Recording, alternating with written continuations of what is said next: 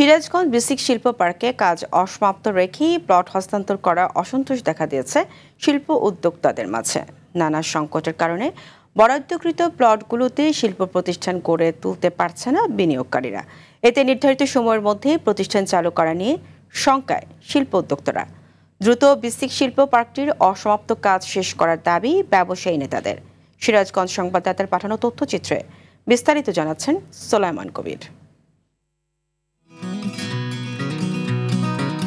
সিরাজগঞ্জে যমুনা নদীর তীরে গড়ে উঠেছে দেশের সবচেয়ে বড় বেসিক শিল্প পার্ক, যেখানে 829টি প্লটে গড়ে উঠবে 570টি শিল্প প্রতিষ্ঠান।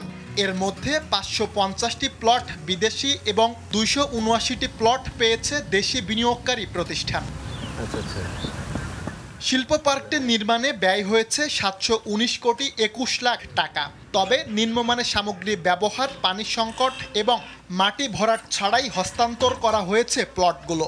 ফলে নির্ধারিত সময়ের মধ্যে প্রতিষ্ঠান স্থাপন নিয়ে শঙ্কায় রয়েছে শিল্প উদ্যোক্তারা। আমাদের মতো নতুন উদ্যোক্তারা আমরা একটি করে প্লট নিয়ে এসে এখন দেখতেছি যে এটা প্লট না, এগুলো সব পুকুর। প্রত্যেকটা প্লট রাস্তা থেকে 10 ফিট গভীর। তো এই গভীরতায় কিভাবে কাজ শুরু করবো?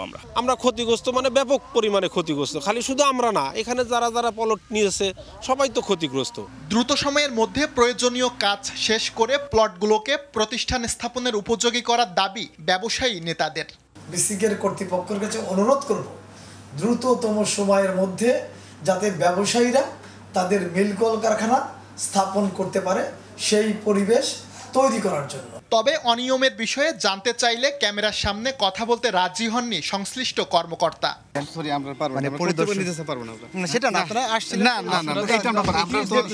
সংশ্লিষ্টরা বলছেন পার্কটি পুরোদমে চালু হলে কর্মসংস্থানের সুযোগ হবে প্রায় 1 লাখ মানুষের।